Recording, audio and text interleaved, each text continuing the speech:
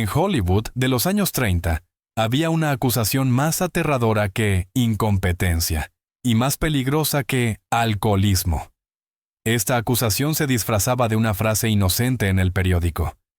Ella es una gran costurera. Para el lector promedio, sonaba como un cumplido a la economía. Pero para productores, agentes y la propia actriz, era una señal de advertencia. El código círculo de costura significaba: esta mujer está fuera de control. No está durmiendo con las personas adecuadas. No está generando dinero para los hombres. Y eso significa que es hora de apagarla. Estás aquí porque intuyes. Detrás de las leyendas brillantes hay algo más profundo. Tienes razón. La historia que te vendieron durante décadas sobre rebeldes alegres en smoking es conveniente porque romantiza el acoso. Ahora mismo despojaremos este filtro romántico y responderemos 3 preguntas incómodas que los biógrafos suelen ignorar.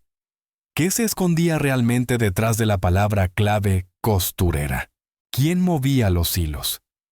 Diseccionaremos la mecánica del chisme como herramienta de chantaje corporativo. ¿Y por qué esta etiqueta era beneficiosa para todos, excepto para las propias actrices? Analicé no solo las memorias de las víctimas, sino también informes de estudios y cartas personales de esos mismos columnistas depredadores. Y lo que descubrí obliga a una nueva perspectiva sobre cada película que presenta a Garbo o Dietrich. Esta no es una historia sobre sexo. Esta es una historia sobre cómo el sistema reacciona al miedo de perder poder. Y esa reacción fue implacable. Acto 1. El chisme como arma.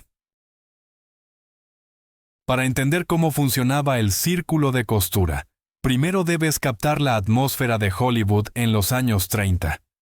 No era la fábrica de sueños que imaginamos hoy. Era un régimen de vigilancia total, rivalizando con la inteligencia gubernamental en paranoia. En este ecosistema, las personas más aterradoras no eran los productores con cigarros, sino 2 mujeres con sombreros de plumas, Luella Parsons y Hedda Hopper. Su poder era absoluto. Tenían 75 millones de lectores entre ambas. Eso significaba que si Luella escribía que tu nueva película era un fracaso, se convertía en un fracaso antes del estreno. Si Hedda insinuaba que estabas cansada, tu carrera terminaba al amanecer. Pero el mayor pecado en su Biblia no era la falta de talento. El mayor pecado era la privacidad. La economía de Hollywood se construía sobre la visibilidad. Una actriz debía ser vista. Tenía que cenar en el Trocadero, bailar en Mocambo, sonreír para los fotógrafos al brazo de un actor prometedor. Tenía que vender deseo. Una mujer que regresaba a casa después de filmar, cerraba su puerta, leía libros o solo socializaba con sus amigas cometía sabotaje económico. Se desconectaba de la cadena de consumo. Aquí es donde surgió el término, erróneamente considerado hoy como una palabra clave simpática. El sistema necesitaba un arma contra las mujeres que se atrevían a ser introvertidas. Tenían que convertir el deseo de soledad en una patología. Cuando los columnistas usaron por primera vez la frase círculo de costura, no se referían a un club lésbico. Era mucho más sutil y cínico. En el contexto de las crónicas sociales de la época, llamar a una actriz miembro del círculo de costura era un insulto sofisticado. Era un eufemismo para aburridamente inútil para los hombres. Imagina que eres un símbolo sexual de la época. Tu rostro está en cada cartel prometiendo pasión. Y de repente, el principal periódico del país escribe: Aya Asimova y sus amigas celebraron un encantador círculo de costura ayer. A primera vista, parece un elogio inocente a la domesticidad. Pero un lector en los años 30 captaba el subtexto al instante. Ella no está en un club. Ella no está con un hombre. Ella está haciendo algo distintivamente asexual, como una abuela, doméstico.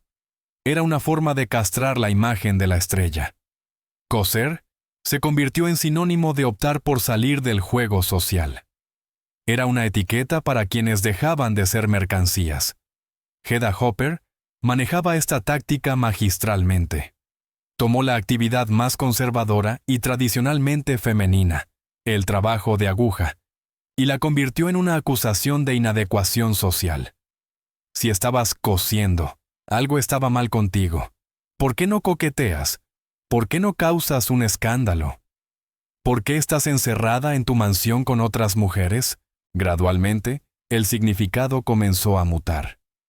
Dado que estas mujeres estaban cerradas a los hombres pero abiertas entre ellas, algo antinatural debía estar sucediendo.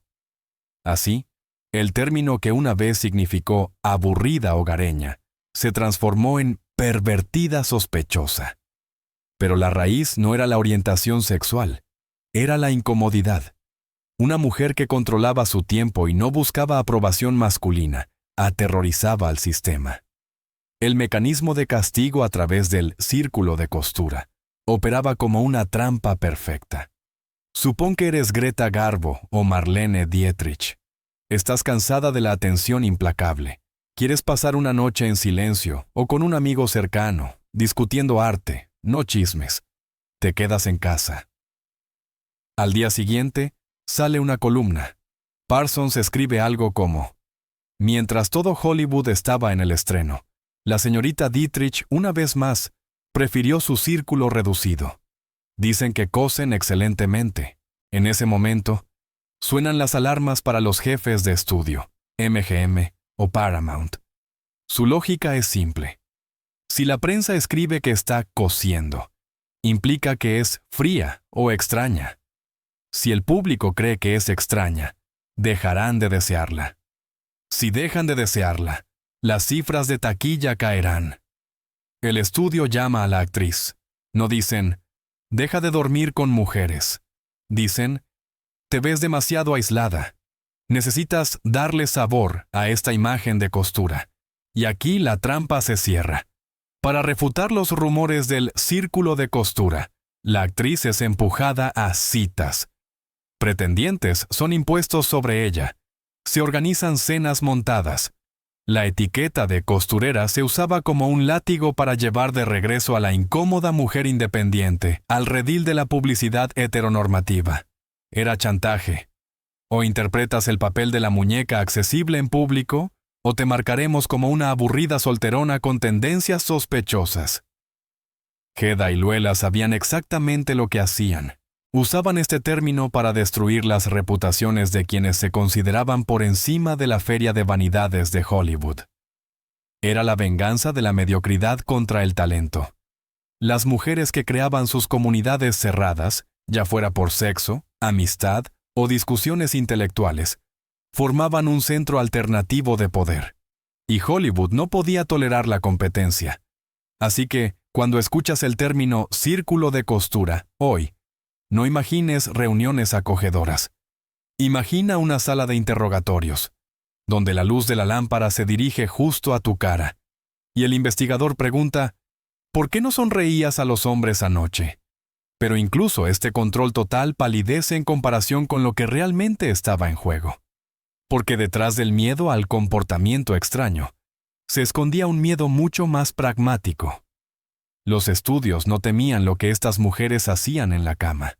Temían lo que sucedía cuando estas mujeres comenzaban a contar su dinero. Y eso nos lleva a la razón principal por la cual el sistema despreciaba tanto a estas costureras. Acto 2. La economía de la inaccesibilidad. ¿Por qué la costurera era más temible que el comunista? Para desgarrar por completo el mito romántico del círculo de costura, necesitamos olvidar la moral y hablar de contabilidad. El principal error de los investigadores modernos es que ven la homofobia de los años 30 a través del prisma de la religión o los valores tradicionales. Pero Hollywood nunca fue un templo. Hollywood fue una bolsa de valores. Y en esta bolsa, las mujeres no eran personas, sino activos de alta volatilidad. En las oficinas de MGM o Paramount, no colgaban mandamientos en las paredes, colgaban gráficos de ventas. Y aquí llegamos a la revelación más cínica. Los jefes de estudio temían al círculo de costura, es decir, a la comunidad de mujeres autosuficientes, mucho más de lo que temían a los comunistas, sindicatos o censores. ¿Por qué? Porque el comunista amenazaba la ideología, mientras que la mujer independiente amenazaba el mismo modelo de negocio. Toda la economía de la Edad de Oro descansaba sobre un contrato no verbal que el estudio hacía con el espectador masculino. Cuando un trabajador de Detroit o un empleado de Nueva York pagaba 25 centavos por un boleto, no estaba comprando una película. Estaba comprando la ilusión de accesibilidad.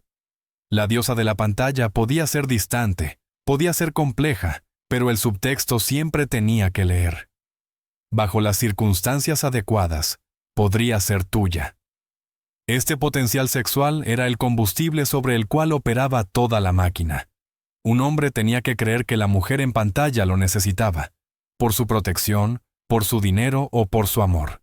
Ahora imagina qué sucede cuando un grupo de mujeres, como Garbo, Dietrich o de Acosta, aparece, transmitiendo lo opuesto con su propio estilo de vida. No necesitamos hombres. Para Louis B. Mayer o Jack Warner, no era cuestión de pecado. Era cuestión de mercancías defectuosas. Una actriz que prefería a las mujeres o simplemente la soledad violaba el contrato básico.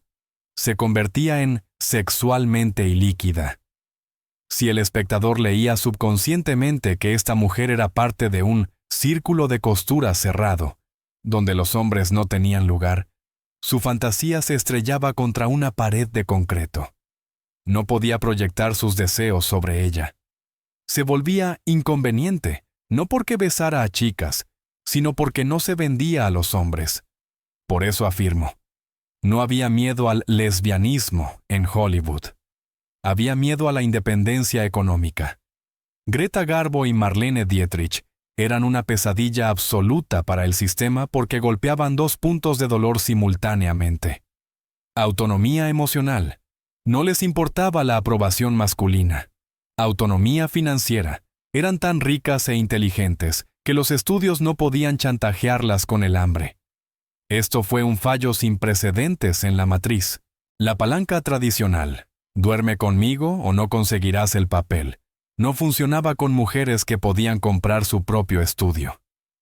El círculo de costura a los ojos de los productores no era un burdel, sino un sindicato que no podía ser sobornado. Examinemos la mecánica de este pánico a través del ejemplo de dos íconos principales del círculo. Greta Garbo era un desastre ambulante para el Departamento de Relaciones Públicas de MGM. No daba entrevistas, no asistía a estrenos, y lo peor de todo, exigía abiertamente tarifas que hacían palidecer a los actores masculinos. Cuando Garbo pronunció su famosa línea, «Quiero estar sola», el estudio escuchó, «No te necesito». El estudio se vio obligado a inventar un movimiento de marketing brillante pero peligroso. Vendieron su frialdad como misterio. Pero dentro del sistema, reinaba el terror. Cada vez que Garbo se iba a las montañas con su amiga Mercedes de Acosta, las acciones de su accesibilidad se desplomaban. Los jefes sabían. Si el público entendía que la esfinge no necesitaba misterios, sino simplemente a otras mujeres, la magia se disiparía. Garbo dejaría de ser una deidad y se convertiría en solo una mujer que ignora a los hombres. Y por eso, los hombres no pagan. Marlene Dietrich fue aún más lejos. No se ocultó. Se vistió con un smoking y un sombrero de copa, subió al escenario y besó a una mujer en la película Marruecos. Para los productores de Paramount, esto era un riesgo que rozaba el suicidio. Dietrich reclamó el poder masculino para sí misma. En la industria cinematográfica patriarcal, una mujer es un objeto de la mirada. Dietrich se convirtió en el sujeto.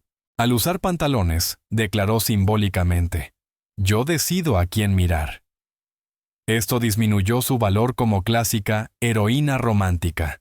Los productores tuvieron que gastar millones para suavizar su imagen en películas posteriores, para volver a vestirla con plumas y sedas, para forzarla a interpretar su misión, para equilibrar el poder amenazante que irradiaba en la vida. La etiqueta círculo de costura se convirtió en una herramienta para la depreciación de precios. Los rumores de que estas actrices prefieren coser eran una forma de hacer bajar su valor. Era un intento de decir a la sociedad: sí, son ricas y famosas, pero son mujeres incompletas porque no sirven a los hombres. El paradoja era que los estudios no podían despedirlas. Estas mujeres generaban demasiado dinero, pero no podían permitirles ser libres. Así que el sistema creó una jaula dorada de matrimonios falsos y romances montados. Intentaron venderle al público una falsificación porque el original era demasiado peligroso. Sin embargo, incluso el control total sobre la imagen no proporcionaba una garantía del 100%. Y entonces los estudios idearon un mecanismo que supuestamente resolvería el problema de las mujeres inconvenientes de una vez por todas. Un mecanismo que convirtió la sagrada institución del matrimonio en un acuerdo encubierto legal. De esto hablaremos a continuación. Los contratos lavanda que no eran una protección del honor, sino un acto de transferencia de propiedad. Acto 3. Contratos. Lavanda. El matrimonio como transferencia de propiedad. Si el chisme sobre el círculo de costura era un diagnóstico, entonces el matrimonio lavanda era un tratamiento forzado. Hoy, miramos fotografías de bodas de Hollywood de los años 30 y vemos un cuento de hadas. Vestidos blancos, sonrisas felices, parejas perfectas. Pero si sostienes estas imágenes a la luz, puedes ver las marcas de agua de los abogados del estudio. La mayoría de estas uniones no fueron hechas en el cielo, sino en las oficinas de arregladores. Personas cuyo trabajo era cubrir las huellas. Para entender el cinismo de lo que estaba sucediendo, necesitas conocer un detalle. En el contrato estándar de una estrella de Hollywood en ese momento, existía la llamada cláusula de moralidad. Era una trampa legal. El estudio tenía el derecho de terminar el contrato y negar al actor todos los pagos si cometía algún acto que provocara condena pública o perjudicara la reputación del empleador. La redacción era deliberadamente vaga. Cubría todo, desde una pelea borracha hasta la ausencia de un esposo. Para una actriz sospechosa de ser parte del círculo de costura, esta cláusula pendía sobre su cabeza como una guillotina. Los estudios no querían despedir a sus estrellas, pero necesitaban un seguro. Necesitaban un álibi para sus inversiones. Y ese álibi se convirtió en el esposo. El término matrimonio lavanda a menudo se romantiza. Se retrata como una unión de dos amigos homosexuales, un actor y una actriz, que acuerdan cubrirse mutuamente para sobrevivir en un mundo hostil. Una especie de noble ayuda mutua. La realidad era mucho más dura y prosaica. En la mayoría de los casos, no era un acuerdo de iguales, sino el nombramiento de un carcelero. El estudio seleccionaba un esposo para la actriz problemática, con tanto cuidado como seleccionaba accesorios o vestuarios. Este hombre debía ser seguro. A menudo eran actores de segunda categoría, hombres homosexuales dependientes del estudio, o simplemente hombres ambiciosos dispuestos a vender su nombre por un impulso en su carrera. El matrimonio no era una protección del honor de la mujer. El matrimonio era un acto de transferencia de derechos de propiedad. Antes de la boda, la actriz pertenecía al estudio solo durante las horas de trabajo. Después de la boda, el estudio ganaba control sobre su vida personal 24 horas al día, 7 días a la semana a través de su agente, el esposo. Este mecanismo resolvía varios problemas para los productores. Legalización del activo. La mujer adquiría el estatus de señora, lo que automáticamente eliminaba preguntas sobre sus extrañas inclinaciones. Control doméstico. El esposo se convertía en los ojos y oídos del estudio en el dormitorio de la estrella. Si la actriz intentaba escapar a una reunión del círculo de costura, el esposo podía y debía intervenir. Correa financiera. A menudo, los esposos lavanda recibían pagos directos del estudio o posiciones de productor, haciéndolos leales no a sus esposas, sino al sistema. Desglosemos un ejemplo de cómo se veía esta arquitectura de mentiras. Tomemos a Alla Nasimova, la madrina del círculo de costura, una mujer cuyo mansión, Jardín de Alá, era el epicentro de la vida queer en Hollywood. Para mantener su estatus de estrella en una América puritana, vivió en un llamado matrimonio lavanda con el actor Charles Bryant. Para la prensa, Bryant era un esposo amoroso. En realidad, era esencialmente un empleado contratado interpretando el papel de cónyuge. Nasimova lo apoyaba, le daba papeles en sus películas y le permitía usar su estatus. A cambio, él le daba normalidad. Pero este sistema era una bomba de tiempo. Una vez que el esposo seguro probaba el poder, a menudo comenzaba a exigir más. En el caso de Nasimova, cuando el matrimonio falso se desmoronó, Bryant no solo se fue, atacó su reputación, casándose con otra y retratando a Nasimova como una mujer desechada. La prensa, que había jugado este juego durante años, instantáneamente cambió de tono. De gran actriz, se convirtió en objeto de burla. Aún más trágico era el mecanismo del doble agente aplicado a las jóvenes estrellas. Los estudios a menudo casaban a un actor homosexual con una actriz lesbiana. En papel, esto parecía la solución perfecta. ¿Se entienden? En realidad, creaba un vacío. Dos personas, atrapadas en una casa que odiaban, forzadas a fingir pasión en las alfombras rojas, a menudo comenzaban a odiarse entre sí. Este matrimonio se convertía en una prisión con una puerta abierta de la que no se podía escapar. El divorcio no era una decisión personal, sino una violación del contrato con el estudio. Luella Parsons y Hedda Hopper, sabiendo la verdad sobre la naturaleza falsa de estas uniones, mantenían sus dedos en el pulso. Si la pareja dejaba de aparecer junta, seguía un artículo amenazante. Así, el matrimonio lavanda era una forma de arresto domiciliario. A la mujer se le decía, te dejaremos conservar tus millones y tu fama, pero a cambio, debes darnos tu libertad para amar a quien quieras. Volverás a casa con un extraño, le sonreirás en el desayuno y pretenderás que eres feliz, porque es necesario para el informe trimestral de MGM. Era violencia psicológica envuelta en la apariencia de valores familiares. El sistema no solo prohibía a estas mujeres ser ellas mismas, las obligaba a participar activamente en la puesta en escena de sus propias vidas falsas. Cada beso en cámara con el esposo falso era un acto de traición a uno mismo. Pero incluso entre quienes aceptaron este trato, había quienes se negaron a quebrarse. Y aquí entra la figura que la historia intentó convertir en caricatura, pero que en realidad fue la única persona lo suficientemente valiente como para vivir sin máscara.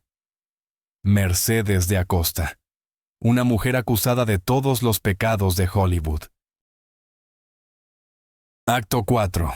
Mercedes de Acosta, calavera y huesos del genio maligno.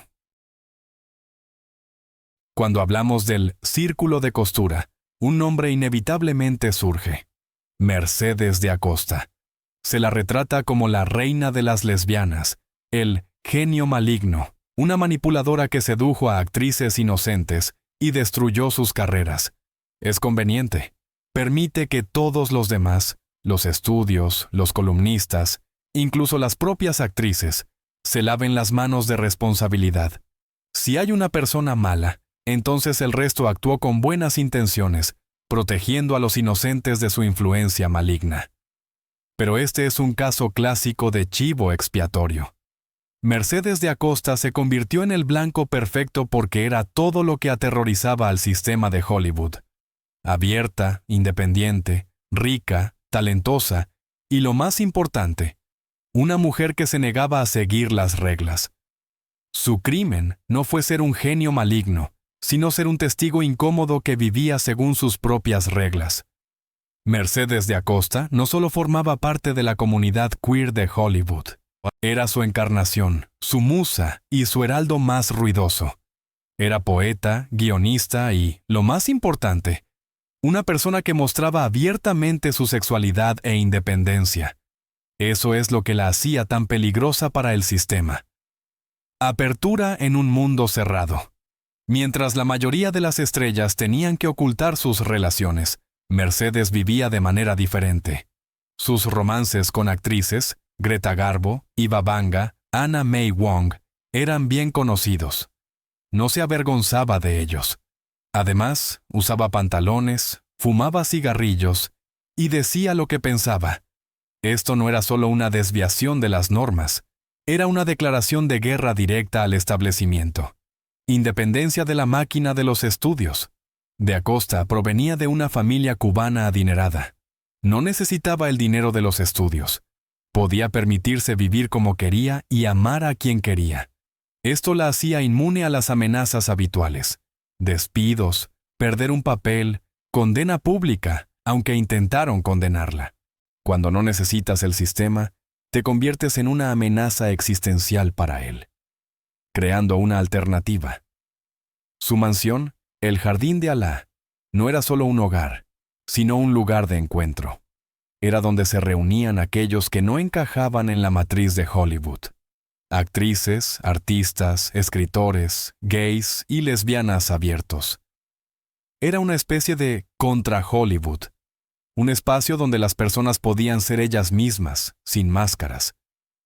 Tal comunidad era más peligrosa que cualquier grupo organizado porque mostraba que la supervivencia era posible fuera del sistema. El sistema no podía ignorar a Mercedes. Era demasiado brillante, demasiado notable.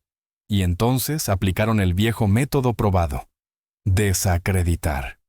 Louella Parsons y Hedda Hopper, cuyas carreras dependían de mantener la apariencia de normalidad, se convirtieron en las principales fiscales de Mercedes.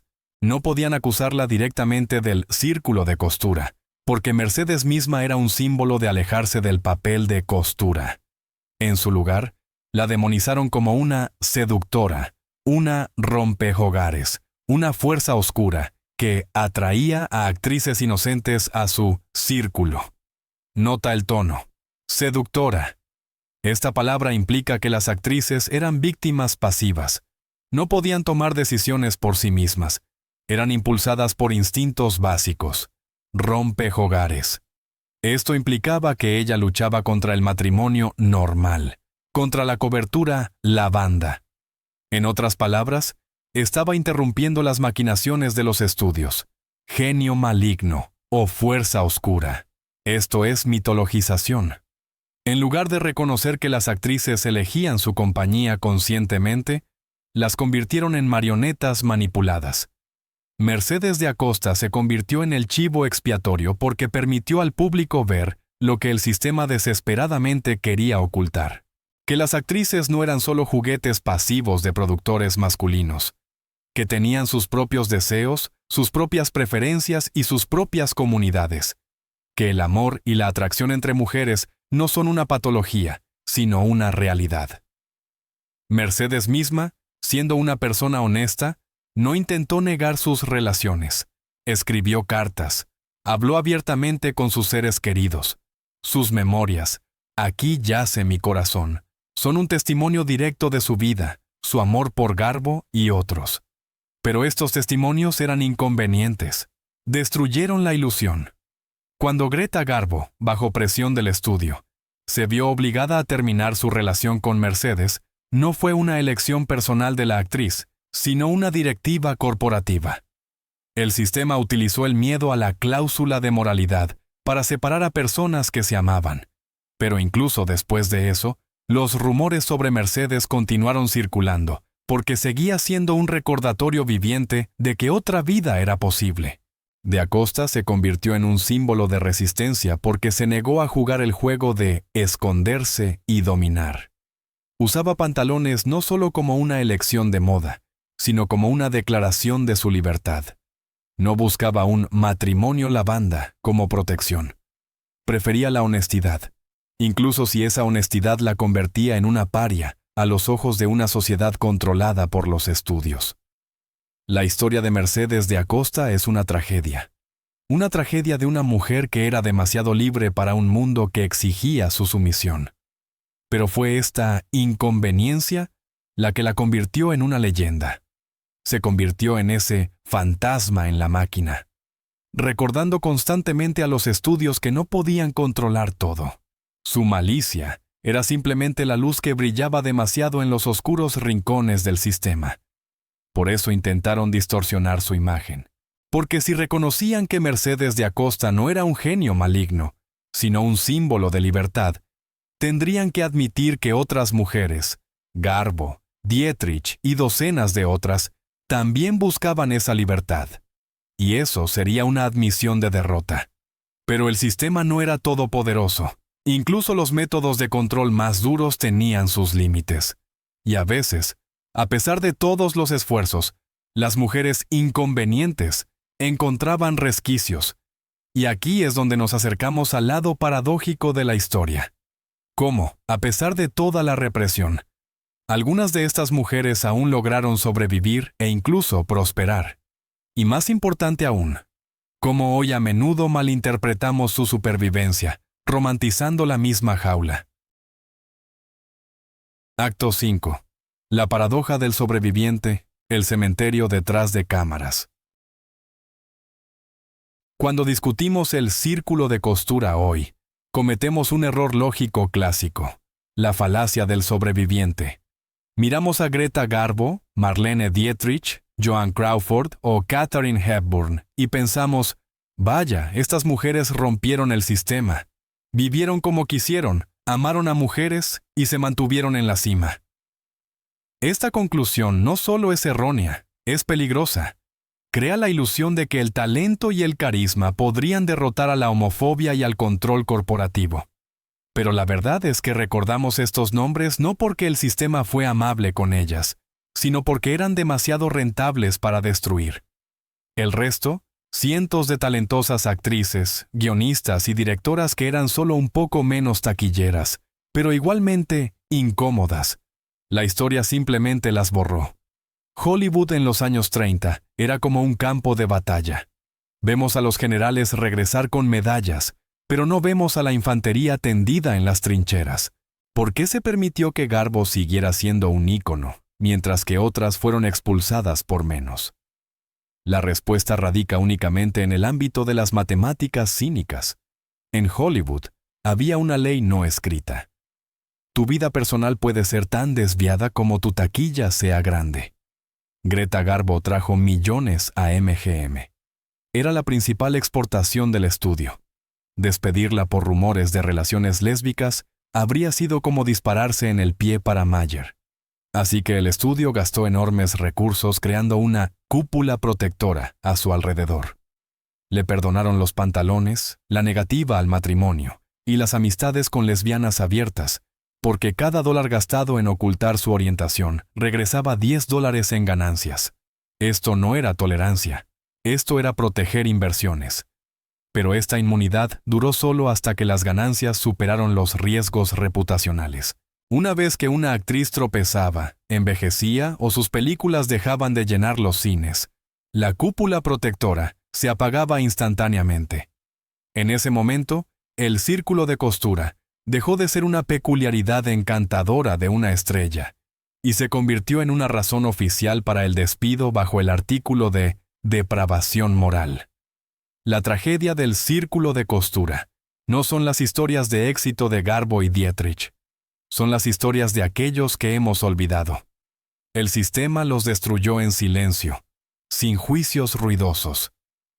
El caso de Aya Nasimova. Aya Nasimova fue una de las estrellas mejor pagadas del cine mudo. Creó el Jardín de Alá, un oasis de libertad donde nació este mismo círculo.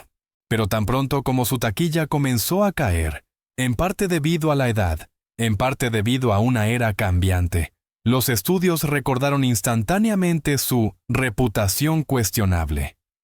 En lugar de ofrecerle papeles de madres nobles, como hicieron con otras actrices, fue efectivamente puesta en la lista negra. La gran estrella se vio obligada a vivir sus días en un pequeño apartamento, apareciendo en papeles menores. El sistema la castigó no por su orientación, sino por ya no cubrir los costos del ocultamiento. El caso de William Haynes, un espejo para las mujeres. Aunque Haynes era un hombre, su historia se convirtió en la lección más aterradora para todos los participantes del círculo de costura. Fue la estrella número 1 de taquilla en 1930. Pero cuando fue arrestado con un marinero, Mayer emitió un ultimátum. Cásate con una mujer o vete. Hines se negó a dejar a su pareja Jimmy Shields. ¿El resultado? Su carrera fue destruida en 24 horas. Sus películas fueron retiradas de los cines. Su nombre fue borrado de las listas. Las actrices del círculo de costura vieron esto. Entendieron el mensaje. Incluso si eres el número 1, serás destruido si te niegas a jugar el juego. Aquellos que sobrevivieron, Garbo, Dietrich, Crawford, pagaron un precio terrible por ello. Las llamamos fuertes, pero sería más preciso llamarlas traumatizadas. Su supervivencia se construyó sobre la paranoia. Greta Garbo se convirtió en una reclusa no por amor a la soledad, sino por miedo a la exposición. Dejó el cine a los 36, en la cúspide de la fama, solo para no estar más bajo el microscopio. Esto no fue un triunfo, fue una huida. Joan Crawford, cuya bisexualidad era un secreto a voces, compensó su miedo con un control maníaco sobre su imagen, convirtiéndose en una máscara dura, casi inhumana. El sistema rompió no solo a aquellos que expulsó, sino también a aquellos que retuvo. Los obligó a vivir en un estado de esquizofrenia permanente. De día eres un símbolo sexual para los hombres. De noche, intentas robar migajas de verdadera felicidad con una mujer, sabiendo que por la mañana podría ser destruido. El grupo más grande de víctimas son las actrices de nivel medio. Aquellas que podrían haber sido estrellas. Chicas talentosas que acudieron a audiciones pero se negaron a coquetear con los productores. Chicas vistas en bares lesbianos. Simplemente no fueron contratadas. No les dijeron, no te contratamos porque eres lesbiana. Les dijeron, tienes una cara no cinematográfica. No puedes actuar. No encajas en el tipo. Sus carreras terminaron antes de siquiera comenzar. Estos docenas y cientos de nombres permanecen para siempre en los archivos de películas no procesadas. Así que, cuando miramos al círculo de costura hoy, debemos ver no un club alegre de intereses.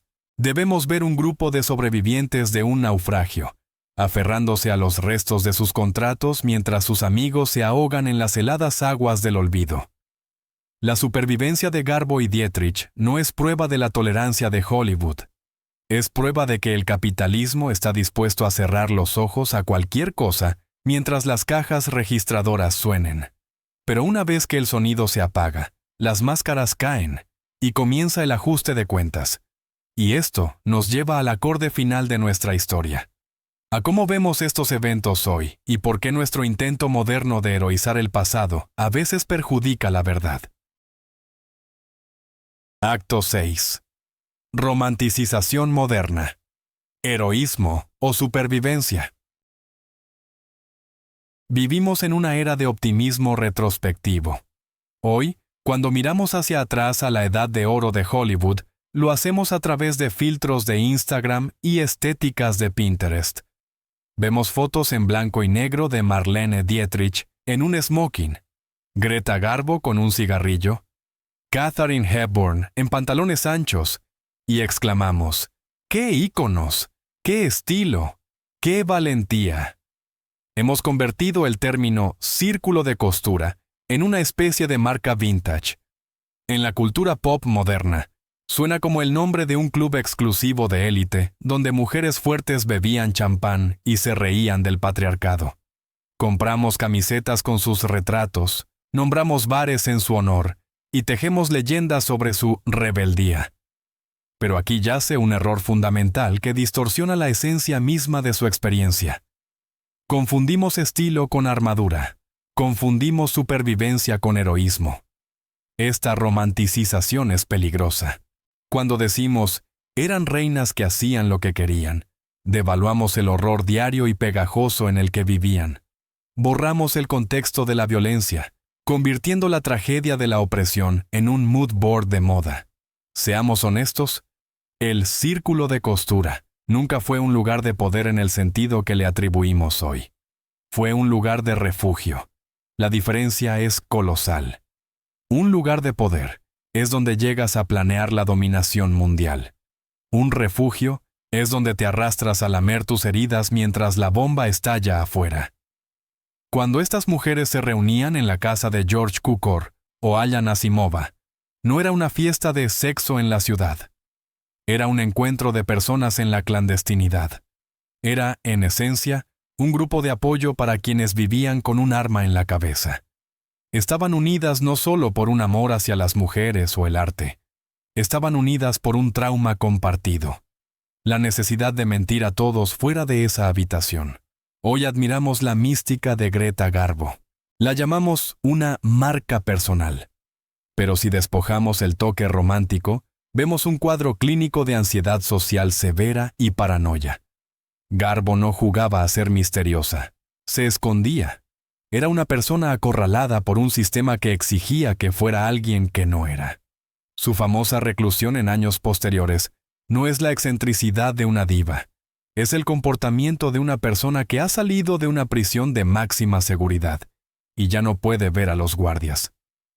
Al romanticizar sus vidas, sin quererlo, tomamos partido por los estudios. Los estudios nos vendieron la ilusión de glamour en aquel entonces, y seguimos comprando esa ilusión hoy, simplemente cambiando la etiqueta de estrella glamorosa a ícono queer. Pero la esencia sigue siendo la misma. Consumimos sus imágenes mientras ignoramos su dolor. La cultura moderna está obsesionada con encontrar raíces. Necesitamos héroes del pasado para legitimar la lucha en el presente. Este es un deseo comprensible. Queremos pensar que Dietrich usó un traje de hombre para afirmar los derechos LGBTQ. Pero la realidad era más prosaica y dura. Dietrich usó el traje porque era la única forma de autonomía disponible para ella en un mundo donde su cuerpo pertenecía a Paramount Studios. Fue un acto de desesperación convertido en arte. Es un error pensar que hackearon el sistema.